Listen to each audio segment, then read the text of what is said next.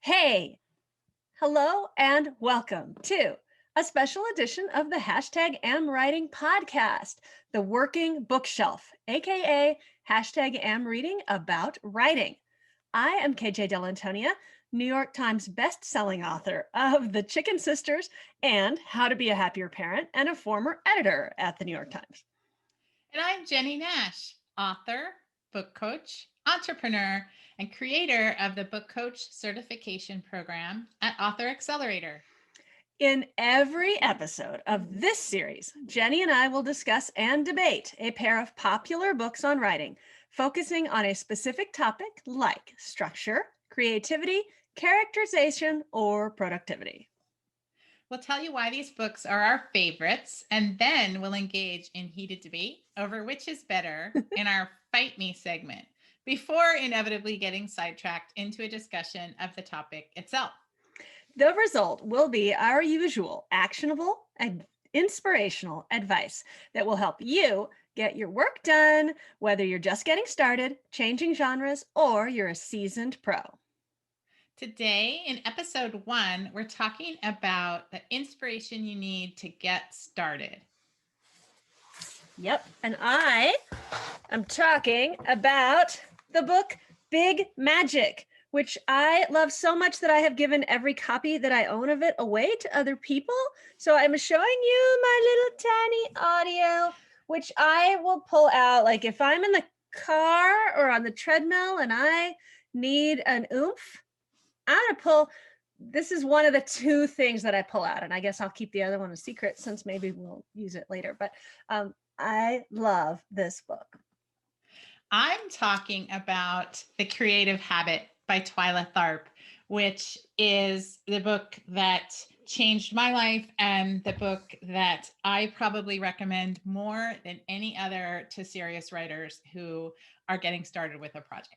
So to start off, we're going to each do a recap of these books and why we love them. Maybe we already just did part of that. Maybe we cheated, but we're going to do it anyway. I don't think so. Let's do it anything. So a funny thing about both of these books that is completely not on our schedule is that they both have like one piece that everybody quotes. So I personally strongly resist the Twyla Tharp because I'm not a dancer and I'm not a, so I'm getting into Fight Me. We don't go together into Don't that. fight me yet. We're not fighting yet.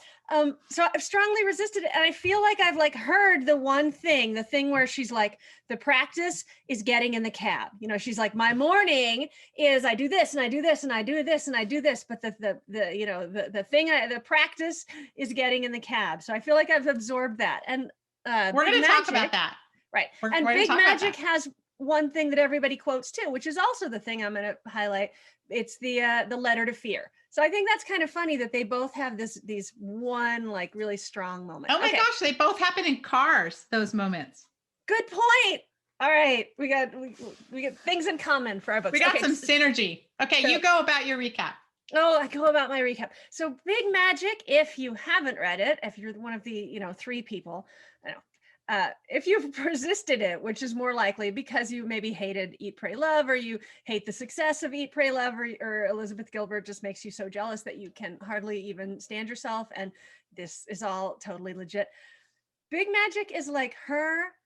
It's like if you assume you like her and then you loaded her into the car next to you and she just talked to you in an encouraging way about creativity and how we all have it and how it doesn't have to be like some sort of big crazy painful difficult thing, and you just were rolling pleasantly along with her voice in your ear, feeling good about yourself and your abilities and your chances of doing the things that you want to do without putting too much pressure on yourself. So that's Big Magic, and it is magical.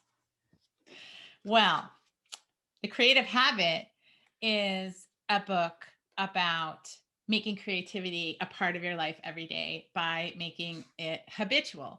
So it's a book about taking action on your creativity, and it's a book about making it something that you actually do every day and that you build upon and you get better at and that you have a muscle for. So Twyla Tharp is a choreographer, and she pulls in information and stories and insights from all different creative disciplines, which is one of the reasons I just love it. There's stuff about musicians and photographers and painters and dancers, and you get the feeling of just being immersed in what creativity actually looks like in real life, in real practice. And it is just so doable. And I said before that it's a book that really changed my life because it made me see without a shadow of a doubt that creativity wasn't this special, ineffable, magical, we're going to start fighting soon thing that, just comes upon you. But it's like, it's a product of hard work over and over and over again. And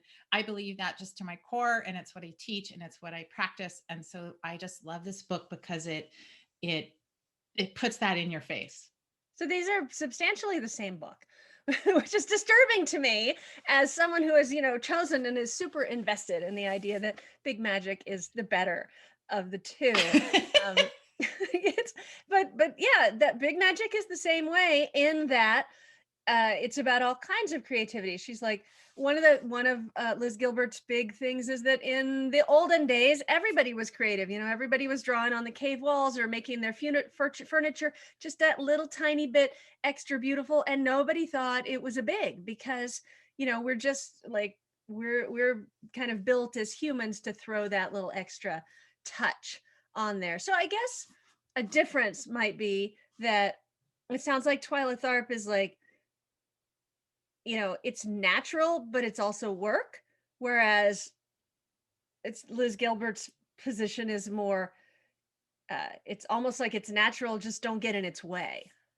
Oh, I think that's a really good summary of the difference between them. And it's the creative habit can be a little polarizing because it is very much like, this is work. You have to do it. You have to make time for it. You have to prioritize it. Let's get down to it. Like, here's how we're going to do it.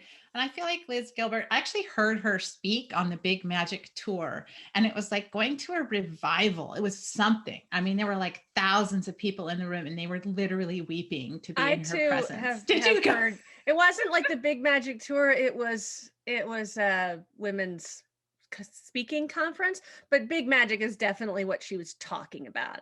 And yeah, and it kind of felt like that, right? It felt like a revival. And so clearly the thing people were wanting from her was permission. Like you said, permission to just get out of your way, do this thing, let it happen, let it come into your life, embrace it. It's who we are as a people. And it's a hard argument to fight against, but the argument that I will make is that only gets you so far when you're starting, when there's, I want to be inspired for sure. And I want to feel like I can do it. If she can do it, I can do it. She's telling me I can do it. She's right. It happened to her. Like, yes, bring that on.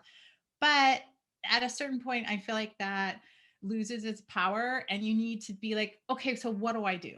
And that's why I love the creative habit. Yeah, I think you may have a point. I hate to admit it, but part of the reason that Big Magic works so well for me is that I already have that other piece. And if you don't already have that, well, so maybe Big Magic is a little more just broadly applicable, because if you want to write and you want to, or you want to draw, or you want to paint, or whatever you want to do, this is the book that says, yeah, go ahead. It doesn't have to be professional. It doesn't have to be she's all about like, don't ask your art to support you, which is maybe a little unfair because clearly her art does support her. And I want my art to support me. So maybe maybe I need a little Twyla in my life. Well, but what I like is the books are obviously go together. You could start with Big Magic to, like you say, it's a pump up book. It's like your pump up music. I think of Michael Phelps before he swims has his pump up music in his earphones, and like I think of Big Magic as that, like, it gets you going, it gets you like rah, like, let's do this thing. And it's great if you're going to start something new. Like if Yeah. you're, switching from nonfiction to fiction, or you decided to write a thriller instead of your usual romances or something like that, because it's got that you can do it energy. Totally, totally. And the Twyla Tharp book is definitely a little bit more like, okay, I've committed, I'm investing in this. How am I going to get this thing done? And how am I going to move forward? And I will bring up, I'm going to say that my book won the Fight Me segment. I'm just going to claim the victory and move on to Hey, I hate losing, but I think you might be right. But I still haven't read it. I have to go get it, I we might guess. have to have a revisitation. Yeah, But I've resisted it because, and it's funny because, like I said, the Liz Gilbert is also about all the different kinds of art. But because she's a writer, I feel more um attached, to like more Oh, you're able going to to. get your mind so blown. That's the Okay, thing. That's the thing. but Like, I don't even like dance. you don't have I to mean, like it's dance. fine. Like, it's not like I'm like, I didn't like your dance. There's no dancing. There will be no No, dancing here on this podcast. No, but it's not that. It's just like I don't even feel like I have no kinship with that art at but all. I here's the feel very thing. outsidery from that art. I feel a little excluded from that art. I mean, I get that, but here's the thing. Dance is so physical and it happens in a moment in time. Like it's such a different art form. And when she talks about it, I love the way she talks about it because she talks about being in an empty room. Like you're literally there with nothing but your body.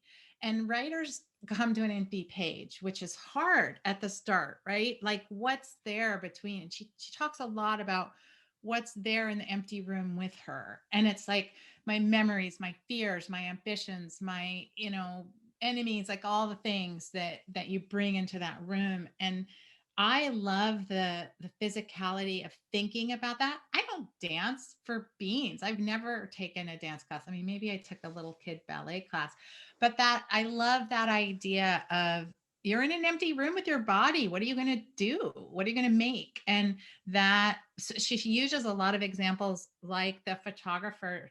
She talks, there's this really cool section about focal length on a camera, and she compares it to writers. Like this writer has a long focal length, this writer has a short focal length, like what they focus upon. So she does just, she's really smart and she does really cool things like that. I can't wait for you to read this book, Well, see, KJ. then now that's not fair because she's really smart and she can write and she can dance. I'm just, I'm alienated. I know. Plus, there's one other thing I love about this book, and then we'll go on to a thing that I don't love about this book. It became a huge sleeper hit in corporate America because Hmm. all the corporations wanted to build creativity into their culture and their processes. And I just stinking love that a dancer and a creative thinker and artist became a corporate darling. It just pleases me. So that's a bonus. So how does this book, I guess, how do these books help us when we're staring at the blank page? Right? Yeah. Well, the are we talking about our favorite things about the book now? Or are we No, still I are was now I was in discussion of how to use. okay, got it. we Okay, we might have a outline that we're it's feeding our on. first one. I mean, Yeah. we're making our way. Um, this book, The Creative Habit, will help you because it will show you that you do need to have processes and systems around your creativity. It's not like you have to write every day or you have to write from 7 a.m. to 8 a.m. It's nothing like that, but it definitely shows you you got to be intentional. That's the thing it shows you is what is your intention and how are you going to bring that intention into your life. And one of my favorite parts of this book is that this can really help. She has this idea of a box, and hers is a physical box because dance is a physical thing. And she puts things in the box that are going to help her with a project. And it could be a hat or a book or a newspaper article it literally has physical space. And I love that idea. And I have used that idea for many, many, many years that giving your project a physical spot in your house, even if it's just a little box and putting things in there that are feeding your creativity, music, or whatever the thing is. I just love that idea. That is cool. So, and big magic will help if you're waiting for permission, or if you're waiting to be chosen, or if you are just feeling if you're feeling fear. If that big magic is the book to reach for when you can't get started and you can't quite figure out why, because she's like, there are 7,000 reasons why. You're too old, you're too young, you're too new, you're too green, you're too blonde, you're too fat, you're too like, she just goes through all these really stupid reasons when you get to the point where you're like, yeah, okay, all my reasons are stupid. So yeah, so that's when big magic to me comes in handy, is when you just can't even get the box. Totally. And I mean, I stinking love this book. Here's my copy. Look at it. Yes. But I want to say something that I don't love about the creative habit, and I've heard this criticism of it, which is the author Twyla Tharp is a very privileged white woman who lives in a fancy building in New York and doesn't have childcare responsibilities, and that permeates her advice. You can feel it, that she can get up and have a period of time every morning. She can have something she does every day at 3 o'clock, or whatever the thing is. But you can tell this is a person who doesn't have a lot of other constraints on her time, at least while she is writing this book. She probably Yeah. did it other times in her life, but certainly not at the writing of this book. And that rankles a little bit. These are both books written by people at the height of their careers, and therefore, while I think they're both super inspirational, when you're not, they're also maybe not as practically useful when she's getting in the cab every morning, but you're like, but I have a full day already. When am I going to find time to fit this stuff in? And I would say you could say the same thing about Liz Gilbert. She doesn't talk a lot. She talks a lot about fear and not wanting to get started, and not needing permission, but she doesn't talk a lot about um, the actual physical difficulties that we can have with just finding a time and a place to do anything for ourselves. Because, like Twyla Tharp, she is a childless woman who's got her, financially is in a great position and can do what she wants to do when she wants to do it. Um, Yeah. Not that I have to say I didn't envy that during the pandemic. If you follow her on Instagram, there were just times when she'd just come on and it was like, man, I think you're all alone in there. That is kind of sucky. I think I will take my crowded, crazy life. I will say another thing that about Liz Gilbert, the sort of red flag, is that I don't think she's super self-aware up to a point, but maybe not self-aware of the ways that like she's never going to stop writing, because that's her. And so I think if you're someone that has to start, or has, or I think that's almost like a foreign language to her. Mm. Like, and sometimes she'll say things like, well, and also there, you don't need a lot of drama for writing. And it's like, yeah, you actually have a fair amount of drama in your life. So I think she just doesn't see it. It's the water she swims in. Yeah. There's also that one part of the book about how ideas find you, that ideas are Oh sentient. yeah, I think that's just fun. I mean, I but mean, yeah, I didn't wholly object to it. I mean, it was weird. I was like, it's woo woo. that's weird. But I also I was like, okay, let's think about that. Could that be, why not? Like, maybe so. Maybe ideas are sentient and they do choose us. And I could contemplate that, I Yeah, guess. But yeah. it was a little weird. It's fun to have different ways of looking at it, right?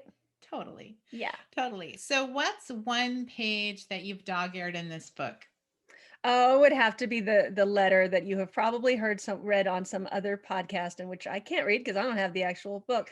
The letter to fear, the one where she says essentially, fear, you're going to be with me. I know you're never going. And I don't actually, when I think about this, I don't think about fear so much as I think about, I was thinking about this the other day. What is my replacement for fear? It's not fear that is always with me. Doubt. That's that. So for me, it's doubt, but it's the same thing. You're always going to be there. You're sitting there. You're in the passenger seat, and you can talk to me because I can't make you stop, but you don't get to touch the radio, and above all, you don't get to drive, which is it is awesome. I love that page in her book, by the way. So many pages. It was really hard for me to choose in the creative habit. The one that I chose, however, is one of the things this book is well known for, which is she has an exercise, Twyla Tharp, called your creative DNA. And you answer these questions about where, like, the origins of your creativity and where it comes from. And it is the most powerful thing to do. I've given this assignment a million times in workshops and classes. And she asks you questions like, what is the first creative moment you remember? Was anyone there to witness or appreciate it? What is the best idea you've ever had? What is the dumbest idea you ever had? And what made it dumb? Talks about things like, what is your there's one that I just love. I'll get to it in a minute, but it's like, what do you do when you encounter somebody who is clearly more creative than you are? So it just really gets you thinking about how your relationship with your own creativity, and just the book is worth that exercise alone. So now we are going to talk about our 5 favorite things about each of these books. Okay. Go first. All right. You want me to go? Yeah. Okay, I'm ready. Okay. So The Creative Habit, 5 great things about this book are, it's not just inspiration, but also an actionable plan for how you're going to actually do things. It's written in this really take no prisoners voice. It is very tough love, and I'm here for that. It's got great stories from writers and photographers and dancers and all kinds of creative people, and that breadth of input is, I just think, really cool. It's got exercises you're actually going to do, and you're actually going to do them again and again and again and again. I love that. And it's actionable. It's got those physical things you can do to really get going and get started when you're starting a new project or stuck. Okay. So 5 things I love about Big Magic. I love the voice. I could listen to Elizabeth Gilbert talk/write all day long. She is endlessly entertaining. I love that there are no exercises. I hate exercises, and maybe I wouldn't like the ones in Twyla Tharp, but like I hate that. Like, imagine that you open a drawer and a puppet pops out. Now write a story. I hate that. Like, no, there is no point in that. That is useless. So I like that there are no exercises. I like that she's willing to go way out there on the woo, even though I don't know that I buy it. I love that she just sort of took the risk of sharing her belief that, like, she had this physical idea that she actually passed to Ann Patchett by accident. That's like, that's great. Like, show me all the stuff, and please show me all the crazy. And I feel like she just peels off the top of her head and lets all the crazy come out. I love her stories about finding her own creative self, and I think I love that it is largely focused on her. It isn't it doesn't bring in a whole lot of other stories, but it makes the way that she is in part accessible, and in part sort of makes whatever loopy loops that you personally have also seem, you're going to be hard put to top some of her crazy. which I think is awesome. I don't know if that was 5 things. Was that 5 things? I hope that was 5 It things. was certainly very close to It was 5 things. Well, thank you guys for joining us for our first episode of the Working Bookshelf. Come back next time for, wait, we know what it is. We know what it is, right? We're going to be talking about Plotting and structuring. And we have 2 great books to argue about. So we're looking forward to that. All right. See you then. But wait, we got to take it out with the usual sign off, which is keep your butt in the chair and your head in the game.